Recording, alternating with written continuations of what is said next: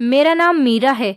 मेरे पेरेंट्स का मानना था कि बेटियों की शादी छोटी फैमिली में ही होनी चाहिए, जहां पर मेंबर कम हो। मेरी शादी मेरे पेरेंट्स ने बिल्कुल एक ऐसी ही फैमिली में की थी। मेरे ससुराल में मेरे पति के अलावा सास और सिर्फ एक देवर ही था। कोई नंद नहीं थी और न ही किसी देवरानी जेठानी का झंझट था। मेरे पति की उम्र 40 साल थी, जबकि मेरा देवर मेरे पति से सिर्फ 2 साल छोटा था। न जाने मेरी सास के दिमाग पर क्या भूत सवार था कि उन्होंने अपने बच्चों की शादी इतनी उम्र में आकर की थी। मेरे देवर की भी काफी उम्र हो गई थी। वो चाहती तो दोनों भाइयों की शादी एक साथ कर सकती थी, लेकिन अभी उनका अपने छोटे बेटे की शादी करने का कोई इरादा नहीं था। मेरे पति देखने में बहुत स्मार्ट थे और उनकी गवर्नमेंट जॉब थी। इसी वजह से उनकी शादी मेरे साथ हो गई, जबकि मेरी उम्र भी 35 साल की हो गई थी। क्योंकि मुझे पढ़ने लिखने का बहुत शौक था, मुझे शादी का कोई शौक नहीं था, इसलिए मेरी इतनी उम्र में आकर शादी हुई। फिलहाल जैसी भी हुई शादी हो गई और पति भी अच्छा मिल गया था। आजकल वैसे भी लड़कियां फिट और हैंडसम लड़कों को ज्यादा पसंद करती हैं। मेरे पति की उम्र भले ही 40 साल थी, लेकिन उन्होंने खुद को इतना फिट किया हुआ था कि उन्हें देखकर लगता था कि वो कोई 25 या 30 साल की उम्र के होंगे। पुराने जमाने के राजा महाराजा भी पतले होते थे, क्योंकि आजकल का खान पान इस तरह का हो गया है कि लोग जल्दी जल्दी मोटे हो जाते हैं। पहले के लोगों को ज्यादा कामकाज भी नहीं होता था, फिर भी वो लोग दुबले और पतले से होते थे। लेकिन आजकल का मर्द तो ज्यादा काम करने पर भी मोटा होता जा रहा है। लड़के हों या लड़कियां, सभी के लिए पतला और फिट होने का फैशन बन गया है। और अब हमारे इस जमाने में मोटे लड़के लड़कियों को बदसूरत कहा जाता है। भगवान का शुक्र है कि मैं तो ना ज्यादा मोटी हूँ और ना ज्यादा पतली हूँ। मुझे कोई खाना खाता हुआ देखता तो कहता कि ये कितना खाती है, फिर भी ये ना पतली है और ना ही मोटी, बिल्कुल फिट है। मुझ पर ज्यादा वजन चढ़ता ही नहीं था, इसलिए मेरी शादी भी गवर्नमेंट जॉब करने वाले लड़के से हुई। आजकल की लड़कियां तो गवर्नमेंट जॉब करने वाले लड़कों के लिए तरस रही हैं। मेरे पति का नाम वरुण था। घर में मेरी सास थी और मेरा एक देवर था। देवर का नाम विराट था। मेरे देवर का एक बड़ा ही अजीब शौक था। उसे रेसलिंग बहुत पसंद थी। वो हमेशा अपने मोबाइल में रेसलिंग देखता रहता था और कभी टीवी ऑन करता तो टीवी में भी रेसलिंग लगा देता था। खुद तो रेसलिंग देखता ही था, दूसरों को भी वही देखनी पड़ती थी और वो खुद भी जिम जाता था। काम तो कोई करता नहीं था, बस उसका यही शौक था। इतनी उम्र में आकर भी मेरे पति की कमाई पर ही पल रहा था। मेरी सास उससे कुछ कहती ही नहीं थी। सारे घर की जिम्मेदारियां बड़े बेटे पर ही डाल दी थी। अपने छोटे बेटे से नहीं कहती थी कि नौकरी करो और घर की कुछ जिम्मेदारियां तुम भी संभालो। सब कुछ अकेले बेचारे मेरे पति ही करते थे। मेरा देवर तो बस सारा दिन जिम में गुजारता और जिम से आने के बाद बस मोबाइल में या फिर टीवी में रेसलिंग शो देखा करता था। उसके बाद रात को खुद को कमरे में बंद कर लिया करता था। फिलहाल मेरी ससुराल में कोई ऐसा नहीं था जो मेरी मैरिड लाइफ के बीच में दखलंदाजी करता। मैं अपनी ससुराल में बहुत खुश थी। मेरी सास भी ऐसी नहीं थी जिनको मेरे किसी भी काम से कोई प्रॉब्लम हो। मेरा देवर देखने में अच्छा था। उसने भी खुद को इस तरह से फिट किया हुआ था कि वो सच में किसी पहलवान की तरह ही लगता था। वो बहुत कोशिश करता कि किसी अच्छे रेसलर की तरह बन जाए। इतनी उम्र में आने के बावजूद भी उसे शादी करने का कोई शौक नहीं था। अगर मेरी सास कहीं लड़की देखने जाती तो लड़के वाले मना कर दिया करते थे, क्योंकि मेरा देवर कोई काम नहीं करता था। उसे सिर्फ रेसलिंग करने के अलावा कोई दूसरा काम नहीं था। उसमें भी वो पैसे ही खर्च करता था। आजकल तो हर लड़की के 10 खर्चे होते हैं। भला कोई माँ बाप अपनी बेटी किसी ऐसे इंसान के हाथ में कैसे दे सकता है जो कुछ कमाता ही ना हो, बल्कि उड़ाना जानता हो। मेरा पति तो मेरे आगे पीछे फिरता रहता। मेरी सास अपने छोटे बेटे से कहती, देखो तुम्हारे भैया ने अपना घर बसा लिया, मैं चाहती हूँ तुम भी शादी करके अपना घर बसा लो। अपने भैया की समझदारी देखो, अपनी पत्नी के साथ कितनी अच्छी जिंदगी गुजार रहा है। एक तू है जिसे सिर्फ पहलवान बनने का शौक चढ़ा हुआ है। मेरा देवर कहता, ये मेरा पैशन है और आप देख लेना माँ, एक न एक दिन मैं टीवी पर रेसलिंग करता हुआ दिखूंगा। आपका बेटा बहुत फेमस हो जाएगा। मैं शादी करके अपनी जिंदगी को पत्नी और बच्चों के बीच नहीं बांट सकता। मेरी सास कहती थी कि तू ये बातें अपने दिमाग से निकाल दे बेटा, इन सब में कुछ नहीं रखा। कहीं जाकर नौकरी ढूंढ, कुछ कामकाज कर। ये रेसलर बनने में आखिर क्या फायदा है? काम और जिंदगी में जुड़ा हुआ पैसा हमेशा काम आता है। ये पहलवानी ज्यादा दिन नहीं टिकती। उम्र के साथ साथ इंसान का शरीर भी खराब होता चला जाता है, लेकिन नौकरी एक ऐसी चीज है जिसे करते करते इंसान की आदत बन जाती है और पैसे भी आते हैं जो हमारे बुरे वक्त में काम आते हैं। अब तुम्हारे भैया की भी शादी हो गई है, एक दिन उसके भी बच्चे होंगे और क्या पता मैं भी इस दुनिया में कब तक जिंदा हूँ। तुम्हारा भाई अपनी फैमिली में बिजी हो जाएगा, उसके बाद तुम्हारा ध्यान कौन रखेगा? मेरे देवर ने कहा, परिवार में कुछ नहीं रखा माँ, हर इंसान को अपने इस दुनिया में नाम कायम करना चाहिए। रेसलर बनकर भी मैं पैसे कमा सकता हूँ। मुझे रेसलिंग का बहुत शौक है माँ, और आप मेरे इस शौक को खत्म करने की कोशिश मत करो। फिलहाल जिंदगी के दिन इसी तरह से गुजर रहे थे। एक दिन मैंने देखा कि रात के 2 बज रहे थे और मेरी सास विराट के कमरे पर दस्तक दे रही थी। घर में मेरे देवर का अलग से एक कमरा बना हुआ था। वो बहुत जिद्दी था। उसका कहना था कि मेरा कमरा एक अलग से होना चाहिए, जबकि जो कमरा मेरे पास था वो बहुत छोटा था और मेरे देवर का कमरा मुझसे बड़ा था। मेरे पति ने कई बार अपनी माँ से कहा भी कि मेरी पत्नी का काफी दहेज है, अगर विराट का कमरा हमें मिल जाए तो उसमें मेरी पत्नी का सारा सामान आ जाएगा। उसको कहो कि वो अपना कमरा हमें दे दे और हमारा कमरा खुद ले ले। लेकिन वो अपनी जिद पर अड़ गया, यहाँ तक कि झगड़ने लगा और कहने लगा, नहीं, मैं किसी भी हाल में ये कमरा आपको नहीं दूंगा। मेरी सास कमरे से बाहर खड़ी थी और जोर जोर से दरवाजा पीट रही थी। मैं अपनी सास के करीब गई और कहने लगी, क्या हुआ माँ जी, आपको कोई काम है क्या? तो वो कहने लगी कि नहीं बहू, कोई काम नहीं।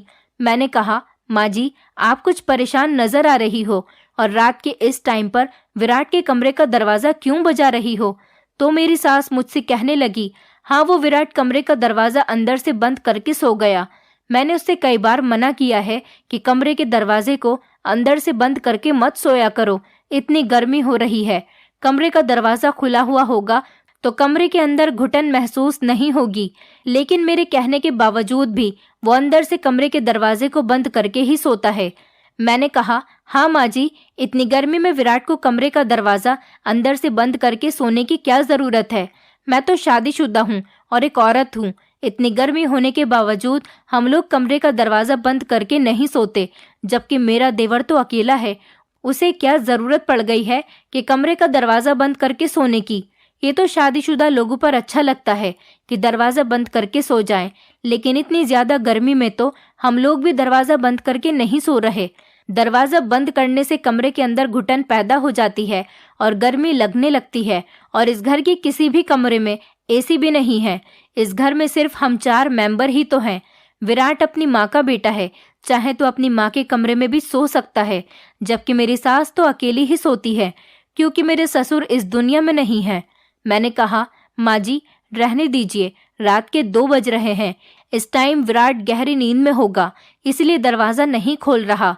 मेरी सास ने कहा, हाँ, कह तो तुम ठीक रही हो, गहरी नींद में ही सो रहा होगा, वरना उठकर जरूर दरवाजा खोल देता। चलो तुम परेशान मत हो, तुम भी जाकर सो जाओ।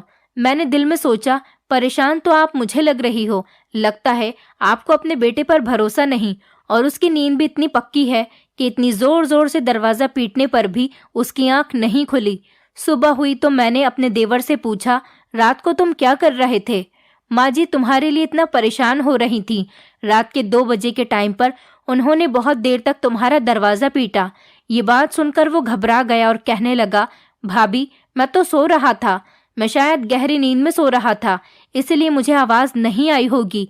मैंने कहा, विराट, तुम्हारी इतनी गहरी नींद कैसे हो सकती है, जबकि मर्द की नींद तो बहुत कच्ची होती है। मैंने हंसकर अपने देवर से कहा, चलो कोई बात नहीं, खूब सो लो, शादी से पहले। जब शादी हो जाएगी तो पत्नी और बच्चे सोने नहीं देंगे। मेरी ये बात सुनकर मेरा देवर कहने लगा, भाभी, मुझे शादी करने का कोई शौक नहीं। माँ तो मेरी शादी करवाने की बहुत कोशिश में लगी हुई है, और आपकी शादी पर उन्होंने मेरे लिए एक लड़की पसंद की थी। जब लड़के वालों ने मुझे देखा तो उन्होंने मुझसे मेरी नौकरी के बारे में पूछा, लेकिन मैंने उनको अपनी नौकरी के बारे में नहीं बल्कि अपने पैशन के बारे में बता दिया। मेरी बात सुनकर वो बहुत चौंक गए और उन्होंने रिश्ते के लिए फौरन इनकार कर दिया। मैंने अपने देवर से कहा, तुम कितना जिम करोगे, इतना तो फिट हो, और तुम्हें रेसलर बनने का क्या भूत सवार है? शादी करो और नॉर्मल लाइफ जियो। लेकिन मैं एक बात नोट कर रही थी, मेरा देवर जिम जाता था, इसीलिए डाइटिंग करता था। जिम जाने वाले लोग तो बिल्कुल फिट होते हैं, लेकिन मेरे देवर का वजन धीरे धीरे बढ़ता चला जा रहा था और वो रोज रोज मुझे पहले से ज्यादा मोटा लगने लगा था। उसकी शक्ल भी अजीब सी होती जा रही थी। उसको देखकर लगता था कि जैसे वो कोई बहुत उम्रदार आदमी है। वो मेरे पति का छोटा भाई था, जबकि मेरे पति उसके सामने छोटे लगने लगे थे। मैं रात को जब अपने पति से बातें करने बैठती तो अपने देवर के बारे में उनको बताती थी, लेकिन मेरे पति यही कहते कि तुम उसके मैटर में मत बोला करो, तुम बस अपने पति पर ध्यान दिया करो। मेरे पति मुझसे बहुत प्यार करते थे। मुझे बहुत अच्छा लगता था। वो हमेशा मुझसे प्यार भरी बातें किया करते थे। उनके ऊपर घर की बहुत सारी जिम्मेदारियां थीं। वो मेरे लिए ज्यादा महंगे गिफ्ट तो नहीं, बल्कि मेरी हर डिमांड को पूरा जरूर करते थे। उनका स्टाइल बहुत अच्छा था। अगर मेरे अलावा उनकी कोई और पत्नी होती तो वो भी उनसे हमेशा खुश रहती। मेरे पति ऑफिस भी जाते तो वहां से मुझे प्यार भरे मैसेज करते रहते, और जब काम से घर वापस आते तो मेरे लिए गुलाब का फूल या फिर कोई ना कोई गिफ्ट लेकर आते थे। वो हर दूसरे तीसरे दिन मुझे डिनर पर लेकर जाते और मूवी भी दिखाने लेकर जाते थे। मेरे पति बहुत ही ज्यादा रोमांटिक थे। सुना है कि इस एज में आने वाले लड़के और लड़कियां कुछ ज्यादा ही रोमांटिक होते हैं। कुछ इसी तरह के हम दोनों पति पत्नी भी थे। रात को अकेले रूम में बैठकर हम दोनों पति पत्नी लव स्टोरीज की मूवीज देखा करते थे। हम दोनों पति पत्नी इस तरह से एक दूसरे के साथ रहते थे जैसे हम दोनों की लव मैरिज हुई हो। मेरे ससुराल में ये रूटीन था कि मेरी सास और देवर टाइम से एक दूसरे के साथ बैठकर खाना खा लिया करते थे। उनके घर आने का इंतजार करती थी। जब वो आ जाते तो हम दोनों पति पत्नी एक साथ बैठकर एक ही प्लेट में खाना खाया करते थे। सुबह को जब मैं अपनी सास के लिए नाश्ता बनाती तो उनको नाश्ता करवा देती थी। मेरे पति लेट ड्यूटी पर जाते थे, इसलिए मैं उनके जागने का इंतजार करती थी। जब मेरे पति जागते तो हम दोनों एक साथ बैठकर नाश्ता करते थे। मैं देर तक अपने पति के लिए भूखी रहती थी। इस तरह दोपहर को मैं खाना बना देती थी, और जब मेरे पति शाम को 4 बजे ड्यूटी ऑफ करके घर आते तो हम दोपहर का खाना 4 बजे ही खाते थे। बाकी मेरी सास और देवर तो नॉर्मल 1 या 2 बजे के टाइम पर खाना खा लिया करते थे। उसके बाद जब मैं रात का खाना बनाती तब भी हम दोनों पति पत्नी एक साथ बैठकर ही खाना खाते थे।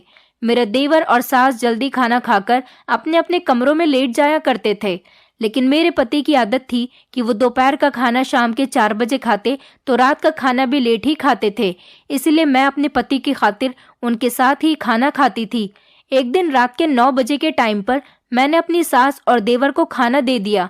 वो दोनों खाना खाकर अपने अपने रूम में चले गए थे।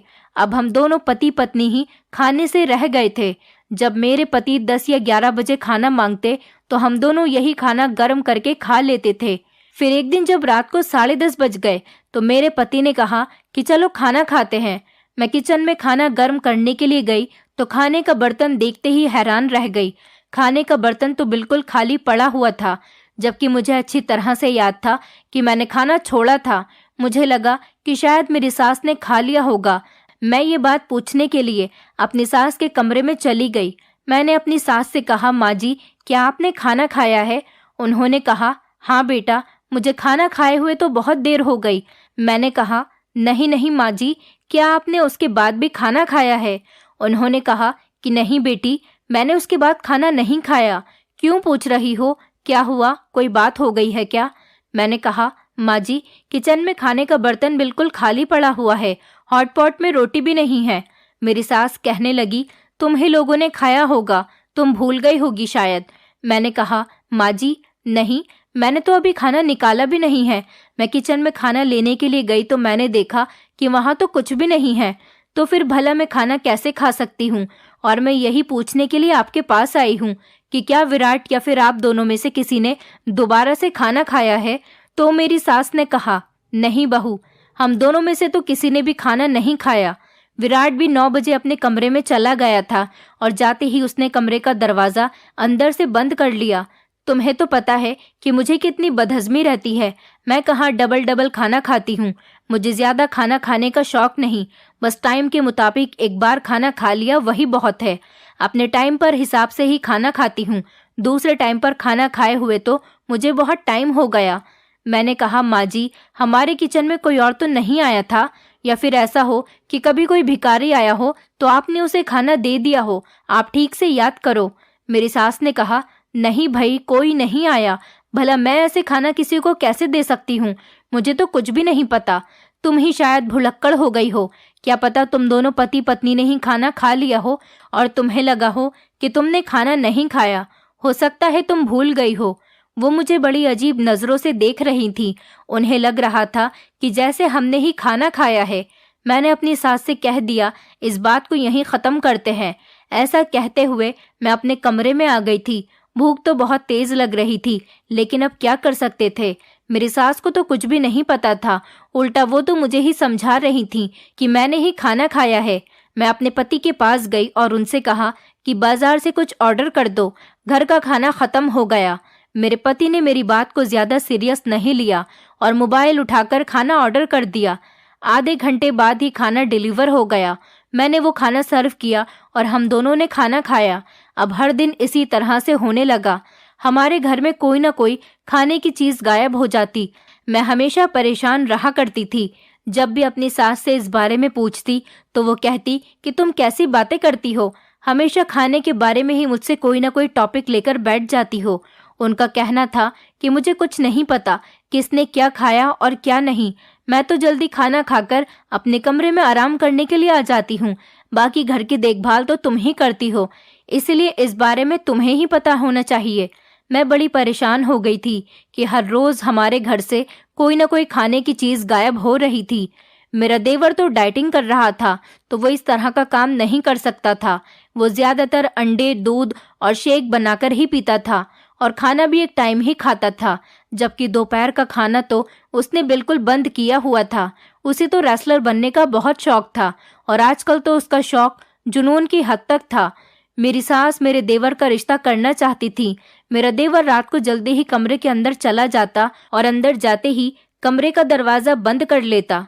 ये बात मेरी सास को बहुत खलने लगी थी। उनका कहना था, आखिर कब तक मेरा बेटा इस तरह से अकेलेपन वाली जिंदगी गुजारता रहेगा। जैसे मेरा बड़ा बेटा अपनी पत्नी के साथ हंसी मजाक करता हुआ अच्छा लगता है, मैं भी यही चाहती हूँ कि इसी तरह से मेरा छोटा बेटा भी अपनी फैमिली के साथ बिजी हो जाए। मुझसे अपने बेटे का ये अकेलापन नहीं देखा जाता। यही सब सोचते हुए मेरी सास ने एक दो लोगों से मेरे देवर के रिश्ते की बात की। एक दिन पता चला कि लड़की वाले हमारे घर रिश्ता लेकर आ रहे हैं। मैंने अपने देवर को बता दिया था कि आज तुम जिम नहीं जाना, आज तुम्हें लड़की वाले देखने के लिए आ रहे हैं। उनके साथ अच्छी तरह से पेश आना, क्योंकि माँ जी चाहती है कि वो तुम्हारा भी घर बसता हुआ देख सके। लेकिन ये बात सुनकर मेरा देवर बहुत ज्यादा गुस्से में आ गया। वो पागलों जैसी हरकतें करने लगा। उसे देखकर तो मैं डर गई थी। वो मुझ पर जोर जोर से चिल्लाने लगा और कहने लगा, मैं शादी नहीं करना चाहता हूँ। मैं उसकी बातें सुनकर बहुत डर गई। वो गुस्सा करने के बाद अपने कमरे में चला गया। मैंने जाकर ये सारी बात अपनी सास को बताई तो मेरी सास भी बहुत डर गई।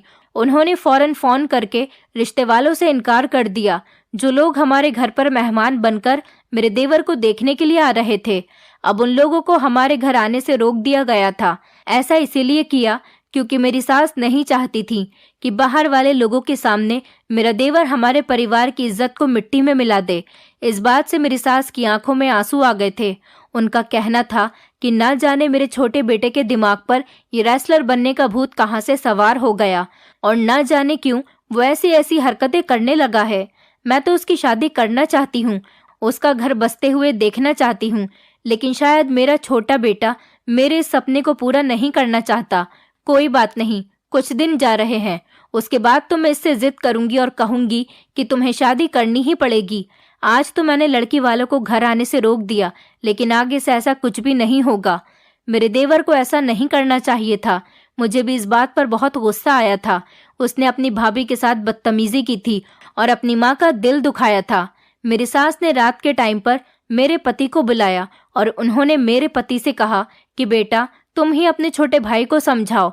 मैं तो बीमार रहती हूँ, अगर मेरे सामने इसकी शादी नहीं हुई तो ना जाने मेरे बाद ये क्या करेगा। लेकिन इसे तो सिर्फ पहलवान बनने का शौक है, न जाने ये पहलवान बनकर क्या करेगा।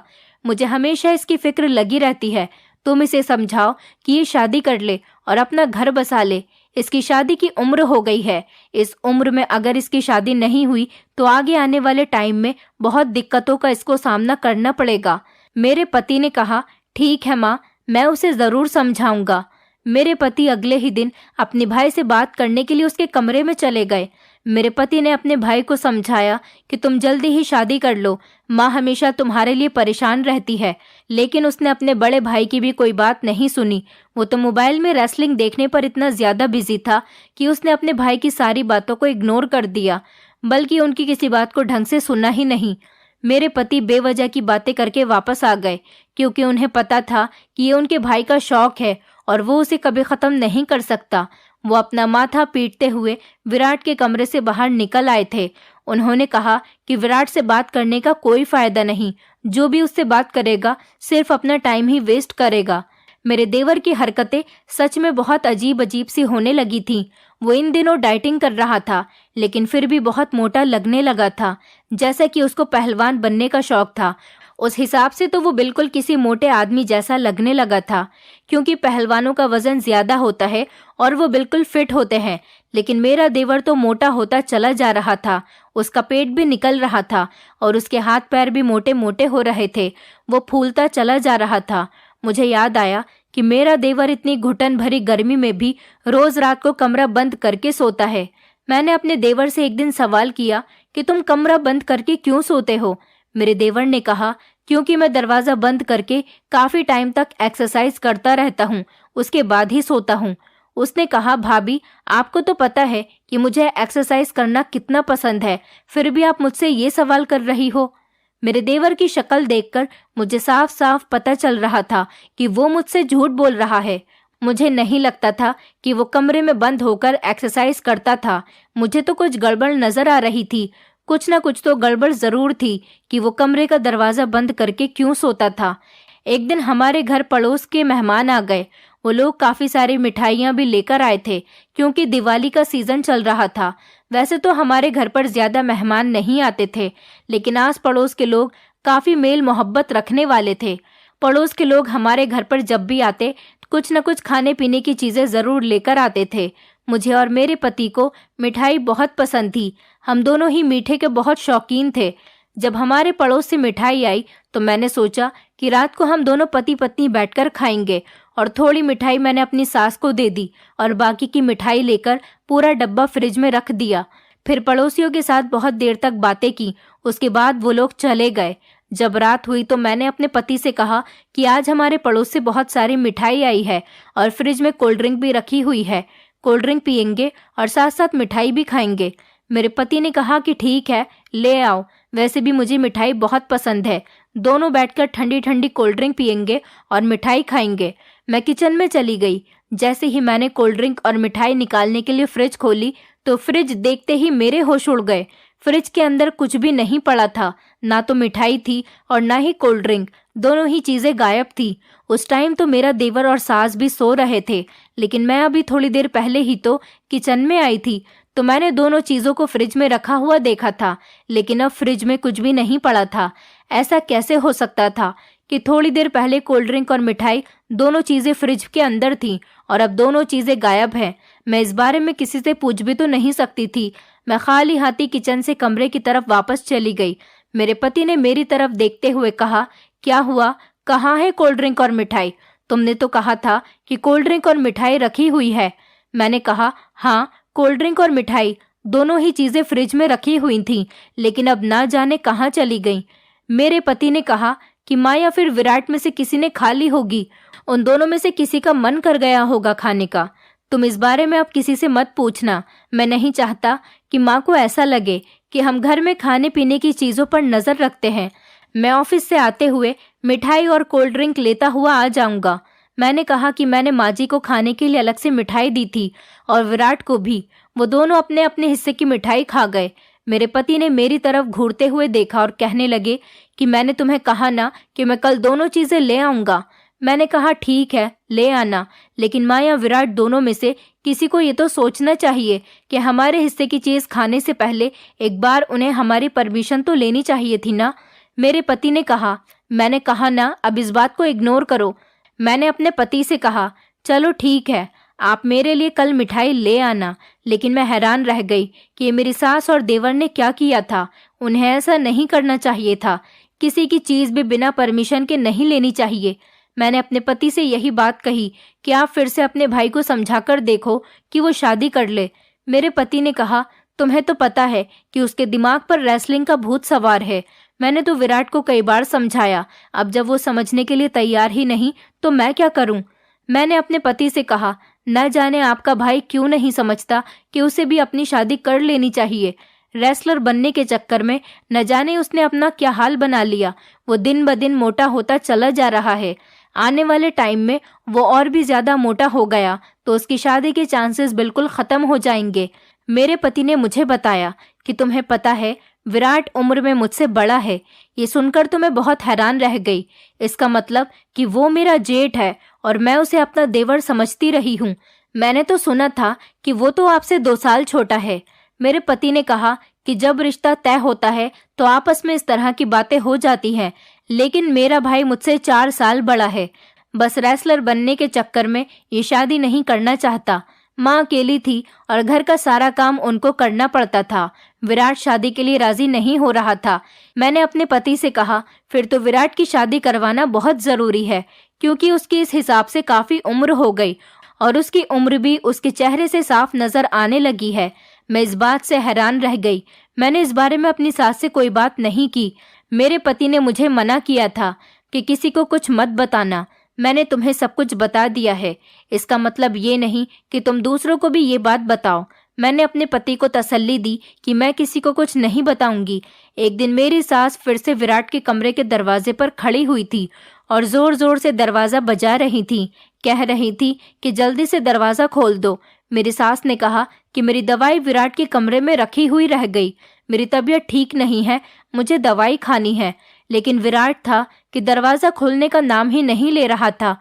अगर वो गहरी नींद में भी सो रहा होता तो इतनी जोर जोर से दरवाजा पीटने की आवाज पर तो जाग ही जाता। मैंने आज फिर से अपनी सास को देख लिया था, क्योंकि मैं देर तक जागती थी। मैं सारे काम निपटाकर ही अपने कमरे में लेटने के लिए जाती थी।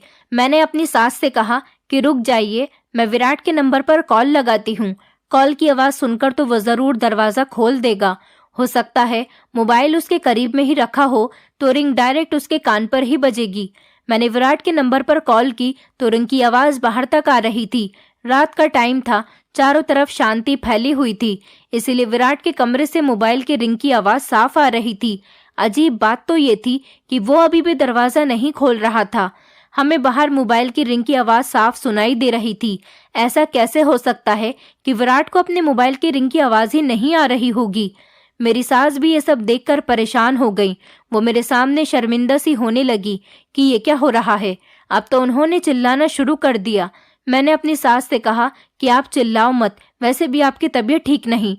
मैंने अपनी सास से कहा, जब विराट नहीं उठ रहा तो फिर आप चलो और अपने कमरे में जाकर आराम करो। सुबह जब विराट उठेगा तो उससे बात कर ली जाएगी। मैं अपनी सास को उनके कमरे की तरफ ले गई। मेरी सास ने कहा, इस लड़के का ना जाने क्या होगा। मेरे अंदर तो इतनी हिम्मत नहीं है। तुम ही इस लड़के पर नजर रखो कि ये क्या करता रहता है। मैंने अपनी सास से कहा, आपका क्या मतलब है माँ जी? मेरी सास ने कहा कि मुझे कुछ गड़बड़ लग रही है। कहीं विराट किसी के साथ फोन पर बातें तो नहीं करता, उसने किसी को पसंद तो नहीं कर लिया। मैंने कहा, माँ जी, अगर ऐसा होता तो जरूर वो हमें बता देता, क्योंकि हम तो उससे उसकी शादी करने की कितनी जिद करते हैं। मुझे तो नहीं लगता कि कभी उसे कोई लड़की पसंद आ सकती है, या फिर वो कभी किसी को पसंद कर सकता है। मेरी सास ने कहा, मुझे फिर भी शक है, बस तुम इस पर नजर रखो और पता लगाओ कि ये कमरे का दरवाजा अंदर से क्यों बंद करता है। इसकी इस तरह की हरकतें मुझ में बड़ी बेचैनी पैदा कर रही है। ये गलत बात है। मैंने कहा, ठीक है माँ जी, मैं कुछ करती हूँ, आप परेशान मत हो। मैंने उनको तसल्ली दी, लेकिन मेरी समझ में नहीं आ रहा था कि मैं खुद ये सब कुछ कैसे करूंगी। मेरे पास तो कोई आइडिया भी नहीं था। मैंने अपनी सास से पूछने की कोशिश की, लेकिन उन्होंने मेरी बात को ध्यान से सुना ही नहीं। अब मेरे पास एक ही तरीका था। मैंने एक दिन विराट के कमरे की सफाई करने के बहाने उसके कमरे के लॉक को खराब कर दिया। अब दरवाजा इस तरह से हो गया था कि अंदर से लॉक लग ही नहीं सकता था। वैसे मैंने बड़ी अक्लमंदी से काम लिया था, क्योंकि दरवाजे का लॉक खराब करने के अलावा मेरे पास और कोई रास्ता भी नहीं था। शायद विराट को पहले ही पता चल गया था कि दरवाजे का लॉक खराब हो गया। मुझे आज विराट पर नजर रखनी थी, लेकिन आज हमारे घर पर। मेरे पति के ऑफिस वाले दोस्त आ गए और मैं उन लोगों को अटेंड करने में बिजी हो गई। मुझे उनके लिए खाना भी बनाना था। वो लोग डिनर पर आए थे, लेकिन मुझे बेफिक्री इस बात की थी कि चलो दरवाजे का लॉक तो खराब था, दिन तो किसी तरह से गुजर जाएगा, लेकिन जब रात को विराट अपने कमरे में जाएगा तब मुझे उसकी सच्चाई के बारे में पता चल जाएगा। रात हुई तो मेरे पति ने कहा कि वो अपने दोस्तों को छोड़ने के लिए जा रहे हैं। मैंने उनसे ओके कहा और मैं अपने बाकी के काम निपटाने में लग गई। मेरी नज़र बार बार विराट के कमरे की तरफ ही थी। मैंने सोचा कि एक बार विराट के कमरे में झांक कर देख ही लेती हूँ कि वो अंदर क्या कर रहा है। ये वही टाइम था जब वो दरवाज़ा बंद करके अंदर बैठ जाता था। इस टाइम पर तो वो सो तो नहीं रहा होगा, क्योंकि अभी रात के 11 बज रहे थे और इस टाइम अगर वो सो रहा होता तो मेरे उसके कमरे में जाने पर जल्दी ही जाग भी जाएगा। जब मैंने कमरे में झांक कर देखा तो मेरे पैरों तले से जमीन निकल गई। मेरा शरीर बुरी तरह से कांपने लगा और मुझे अजीब सा महसूस होने लगा। मुझे नहीं पता था कि मुझे कुछ ऐसा देखने को भी मिल जाएगा। मैं वहां से धीरे धीरे कदमों से वापस लौट रही थी, तभी अचानक मेरे पति आ गए और कहने लगे कि मैं अपने दोस्तों को छोड़कर वापस आ गया हूँ। उन्होंने मेरी तरफ गौर से देखा। वो मेरी हालत देखकर मुझसे पूछने लगे, तुम्हें क्या हुआ है? मैंने कहा, आप भी एक बार विराट के कमरे में झांक कर देख लो, आपको भी सब कुछ पता चल जाएगा। जब उन्होंने कमरे के अंदर झांक कर देखा तो वो भी परेशान हो गए। जैसे ही हम दोनों पति पत्नी ने जाकर ये सारी बात मेरी सास को बताई तो वो भी सुनकर परेशान हो गई। हम सब लोगों ने विराट से बात करने का फैसला किया और तभी हम लोग उसके कमरे में चले गए और कहने लगे कि तुम ये क्या कर रहे हो? वो हमें देखकर शर्मिंदा होने लगा और अपना सर झुका लिया। मैंने कहा कि हमने तुम्हें देख लिया है, तुम क्या कर रहे हो, क्योंकि तुम कोई छोटे बच्चे नहीं हो। तुम्हें इस तरह से बच्चों की तरह हरकतें नहीं करनी चाहिए। यही सब करने के लिए तुम दरवाजा बंद कर लेते हो। इस तरह से तो तुम अपने आप को बिल्कुल बेकार कर लोगे। तुम्हारे अंदर कुछ भी नहीं रहेगा और तुम्हारा रेसलिंग वाला सपना तो अधूरा ही रह जाएगा। तुम्हारा शरीर बिल्कुल बेकार हो जाएगा, कोई तुमसे शादी भी नहीं करेगा। तुम अपनी जिंदगी के खुद दुश्मन बन गए हो। तुमने अपने आप को देखा है कितने ज्यादा मोटे हो गए हो। हम सब बोल रहे थे, लेकिन मेरा देवर खामोशी से हमारी सारी बातें सुन रहा था। उसने हमें कुछ नहीं बताया और उसके बाद वो बेहोश हो गया। हम सब लोग उसको बेहोश देखकर बहुत डर गए। हमने जल्दी से डॉक्टर को बुलाया। डॉक्टर ने उसको एक ही बीमारी बताई। डॉक्टर ने बताया कि इन्हें पर्सनैलिटी डिसऑर्डर की बीमारी हो गई है। इसमें इंसान अपनी पहचान भूल जाता है। डॉक्टर ने बताया कि इसकी कोई ना कोई वजह होती है। विराट अगर किसी चीज का शौक रखता है और उस चीज को ज्यादातर अपने दिमाग पर सवार रखता है तो वो खुद को भी इसी तरह का बनाने की कोशिश कर रहा होगा। हमने डॉक्टर को बताया कि उसे रेसलिंग का बहुत शौक है और हमेशा वो अपने मोबाइल में और टीवी में रेसलिंग देखता रहता है। डॉक्टर ने बताया कि यही वजह है कि रेसलर बनने के लिए विराट ज्यादा खाना खाता है, अपना वजन बढ़ा रहा है। रेसलिंग उसके दिमाग पर सवार हो गई। पर्सनैलिटी डिसऑर्डर एक ऐसी बीमारी है जिसमें इंसान पागलों जैसी हरकतें करने लगता है और अपनी पहचान को भूल जाता है, और यही सब कुछ विराट भी कर रहा था। वो अपनी खुद की पहचान को भूल चुका है और रेसलर की तरह रिएक्ट करने लगा और अंदर ही अंदर वो लड़का डिप्रेशन का शिकार होता चला जा रहा है। मुझे अब समझ आ गया था कि विराट अपने कमरे में क्या कर रहा था। विराट कमरे में बैठकर मेहमानों के आगे का बचा हुआ खाना पागलों की तरह खा रहा था। वो कोई नॉर्मल इंसान नहीं लग रहा था, बल्कि कोई पागल लग रहा था। डॉक्टर ने हमें एक अच्छा साइकेट्रिस्ट सजेस्ट किया और हमने विराट का इलाज साइकेट्रिस्ट से करवाया। कुछ दिनों बाद विराट पूरी तरह से ठीक हो गया। उसकी अजीब अजीब हरकतें भी ठीक हो गई थी। वो दरवाजा बंद करके उल्टी सीधी हरकतें करता रहता था और अपनी पहचान को भूलता जा रहा था। इसलिए उसे किसी की बात समझ नहीं आती थी और ना ही किसी की आवाज आती थी। उसे लगता था कि मैं अपनी एक अलग पहचान और एक अलग दुनिया में हूँ, इसलिए वो किसी की बात सुनने के लिए तैयार नहीं रहता था। 3-4 महीने इलाज करने के बाद विराट की तबीयत बिल्कुल ठीक हो गई और वो अपनी नॉर्मल लाइफ पर आ गया। जब वो नॉर्मल हो गया तो अपनी माँ की बात पर गौर करने लगा। उसने नौकरी करना भी शुरू कर दिया और शादी भी कर ली। अब वो खुशी खुशी जिंदगी गुजार रहा है और हम लोग भी अपने परिवार के साथ बहुत खुश हैं। दोस्तों, उम्मीद करती हूँ आपको हमारी कहानी पसंद आई होगी। कहानी पसंद आई है तो वीडियो को लाइक करें, चैनल पर नए हैं तो चैनल को सब्सक्राइब करें और हाँ, नोटिफिकेशन बेल को जरूर दबाएं ताकि अगली अपडेट सबसे पहले आपको मिले।